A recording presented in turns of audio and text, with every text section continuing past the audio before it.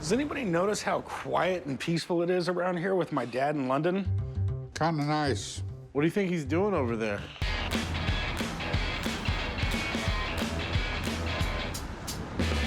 I just landed in London for my much-needed vacation, and I'm just waiting for my buddy Big Mark to pick me up. He owns a pawn shop a couple hours away, and he's going to show me around London. I've been here before, but it's going to be amazing to have someone who lives here give me a tour.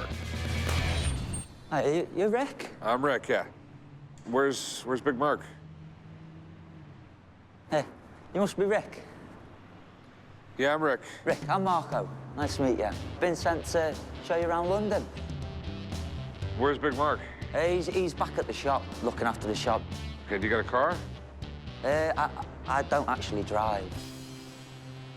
All right. They won't give me a license. I've never been to London, so I don't know what the roads are like. So you're going to show me around London, and you've never been to London?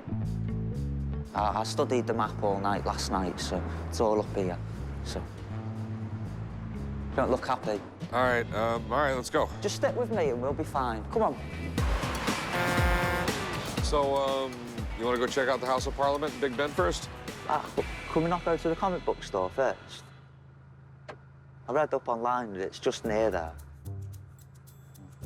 Well, why don't we go see the House of Parliament in Big Ben before we go to your comic book store? Can we definitely go to the store?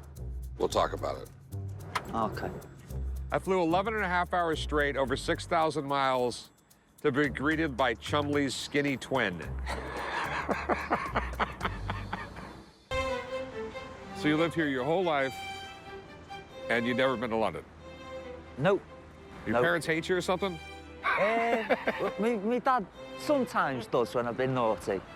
Right, but my mum always does. I think Rick's a bit angry with me because I don't know where everything is he wants to see. So there it is. Yep. Parliament in Big Ben. It's not very big, though, is it? For when it was built, it was huge. And that's where the House of Commons meet and the House of Lords. Just where they all sit and shout at each other, isn't it? Yeah, that's where they shout at each other.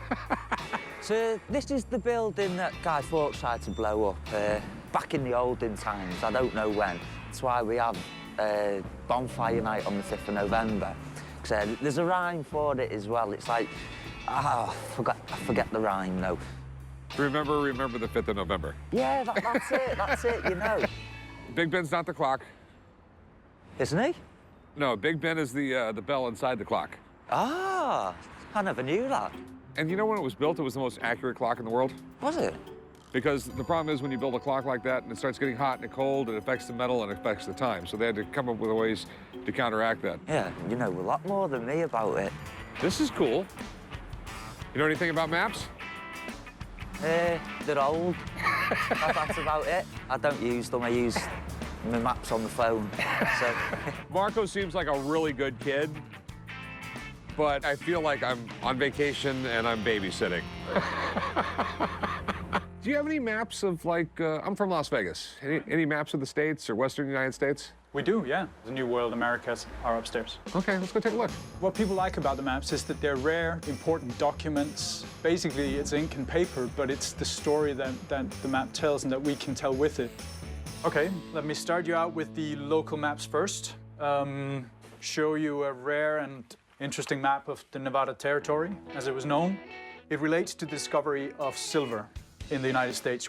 They make Nevada its own territory in 1861, and this map is from 1862.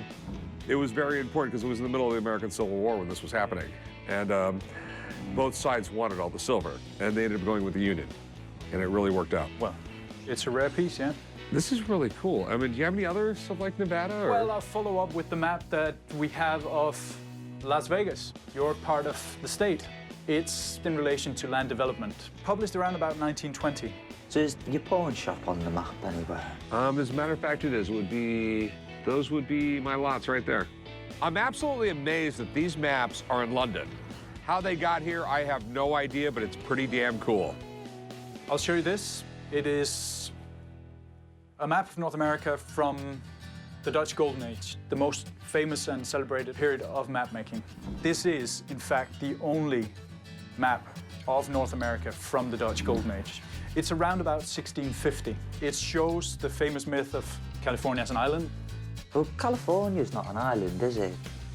No, it's not an island. It was basically a mistake. The theory is someone went all the way up the coast, saw the inlet near Washington, and says, Yeah. obviously it's an island. Oh. A map of North America from 1650 is just too rare to pass up. I will probably never see another one of these in my lifetime. So how much are they? The map of Las Vegas, a very rare piece, even though it's actually less than 100 years old. Well, it's 1,450 pounds. Okay. And then the Nevada Territory, well, that one is 795 pounds.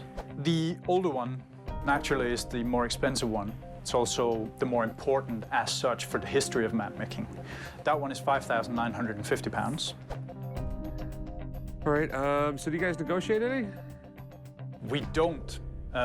We're a gallery and these are fixed prices, so no. You should do some type of deal if you're spending so much money. £5 for one map, it's a lot of money. Yeah, but it's 350 years old and it's an incredibly important map. You can ship them, right? Yeah, of course we can, yeah. And you'll throw in shipping, right? Throw it in. We might be able to work that out. Okay, at least I get something out of you. It's really hard to find maps like this, so let me get the Dutch map and the map of the Nevada Territory. Fantastic. Okay, all right, we got a deal. Great. Follow me and we'll sort out the paperwork. Okay. Go on, you happy? You're happy you're in England. Go on, smile. Now I'm headed out to the city of Chester to check out my buddy's pawn shop.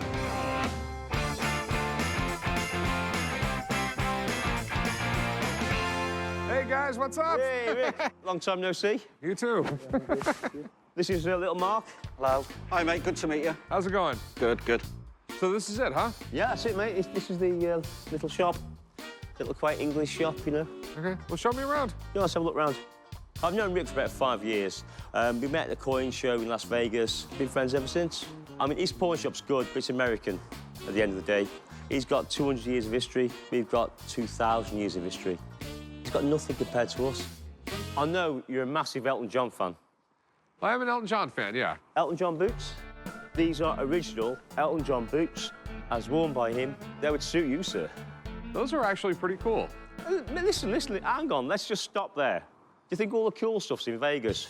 We've got the Beatles, we've got Queen. We made the Beatles big. Yeah, but we've got The Who, we've got Rolling Stones. We're cool, man. We got Elvis. Uh-huh. And Johnny Cash. Uh-huh. Elton John's so famous, he really is one of the starts of glam rock. Was one of the guys who started the 70s off with a kick. They're cool boots, they're fantastic, and I think they will look good on Rick. All the providences with them, everything. When did he wear them? I believe early 70s. You know, Goodbye Yellow Brick Road, Rocket Man. Crocodile Rock? Yeah. He wore them in that phase of his life with the big glasses, you know, and the big collars, the big flary trousers. Elton John is right up there with David Bowie, The Who, The Kings. I mean, he was a massive major player in the 70s. He was one of the few people that could actually sell out a stadium. They would actually look good in Vegas. That's a Vegas thing, isn't it? Yeah. How much you want for them? £1,700. 1,700 pounds. But I'll give you a discount because you're a friend, so we'll do it for 1,600. I'll give you 1,000 pounds for them. Is that the jet lag? No, Are you jet lagged now, are you? you know, I'm gonna have to pay to ship them home. You know I love you, Rick, but you are a sometimes when it comes to money. I mean, what's your best price on them? Listen, we've known each other for a long time. £1,400. All right. And you know that's a bargain, man. So it's a deal, 1,200 pounds. Whoa!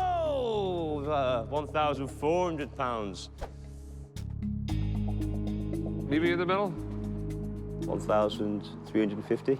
1,300 pounds? 1,350. 1,300 pounds. 1,325, and that's the last thing. You can do it. 1325? Yeah. 1325. Come on. All right. Big Mark is the typical pawnbroker. Of course, he's going to start high, but I'm not going to pay that because if I get him, I'm going to get him for a deal because I'm a pawnbroker. A better one.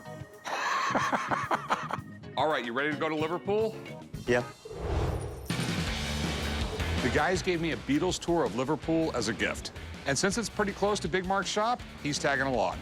Welcome on board the Magical Mystery Tour. My name's Neil. We're going to take you to the suburbs of Liverpool and show you some of the places made famous by the Beatles, including some of the birthplaces, the schools, the homes, maybe a bar or two if we get the chance, you never know. The Beatles have influenced my life. They've influenced this country, our culture. I've been singing my head off. Rick's been singing. We've had a great time. The tour was great. We went on Penny Lane. We went to Strawberry Fields. We went to George Harrison's house, Lennon's. I mean, everybody. It was a ball. This has been one of the best vacations of my life. Can you enjoy that? Had a blast. Do I really have to go back to Vegas now? I just hope they didn't burn the shop down.